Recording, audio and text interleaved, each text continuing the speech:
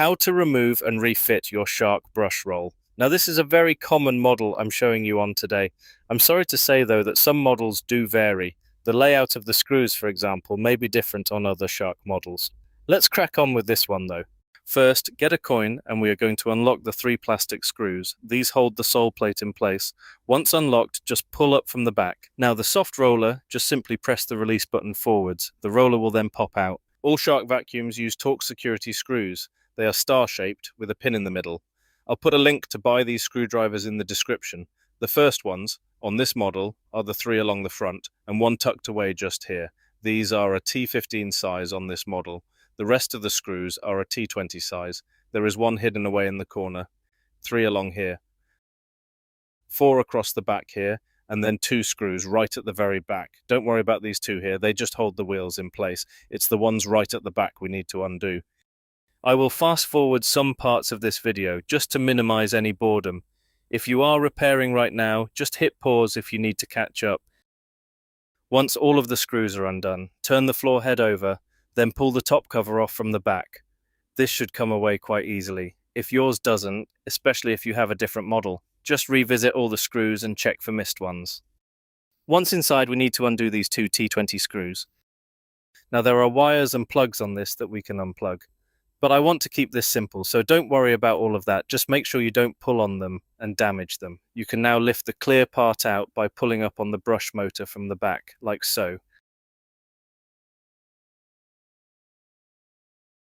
Now, at the motor end, the belt needs to be removed. If you put a screwdriver underneath, then with your other hand, turn the brush roll. Doing this will make the belt pop off really easily. Don't worry, we will learn how to refit the belt in a bit. Now we are going to undo these small torque screws on the end of your shark brush roll. Once that is done, we are going to remove the brush roll by pulling it and sliding it out. It has another belt at the opposite end which will naturally just come off, that's fine.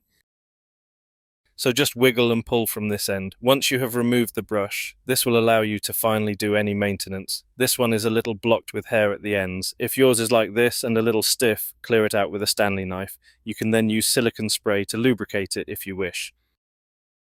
And now, as promised, we are going to refit this, all in reverse order, I guess. The end part here has a flat edge which stays at the base. This is so you know which way around the end part goes. Simply push the brush bar into the clear part. There's a rubber gasket which we will look at in a minute. Just go under that when putting the brush roll back in. Give it all a good wiggle and press, and it should all look like this when it's done. The cog end of the brush fitting flush into the housing, and the end cap also sat nicely in place. Just one thing too, make sure this part is still here and springing like this too. It releases the soft roller. Try not to disturb it. These can ruin your day if they come out. We now just need to secure this end with the 2 small screws we took out earlier. Now the brush roll is secure. We can put the small belt on. Simply fit this around the front cog and then press it onto the tooth cog on the end of the brush bar. At the same time, turn the brush with your other hand. Make sure the belt fits flush to the end of the cog.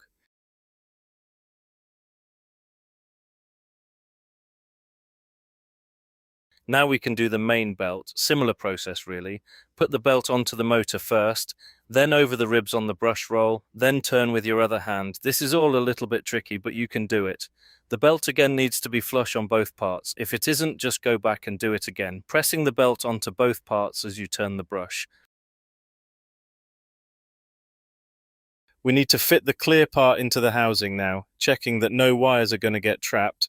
We push down the clear part, and then on the front corner, push the release button back so it sits correctly, and then press together both parts. It should now spring the release catch backwards and forwards. It can be fiddly the first time you do this.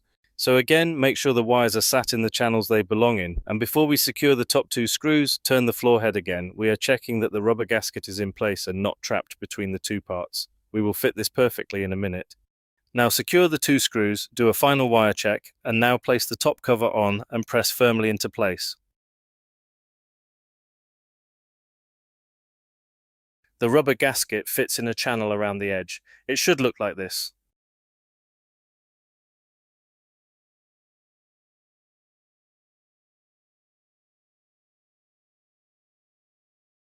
I'm just going to put this screw in the center so everything is held in place, then we can do the other screws.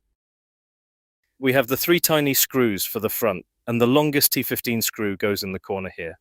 By the way, if your model isn't like this and you are struggling, put your model number in the comments. I will try and help if I can. The T20 screws, we have 2 right at the back, 4 of them across here, the 3 across the middle. Obviously, we have done the center one. And then finally, we have the one in the very front corner here. By the way, if this video has helped, please drop a thank you in the comments. I really do wish Shark would change the design. They must make them this way so we all go out and buy a new one. It feels wrong, but hey.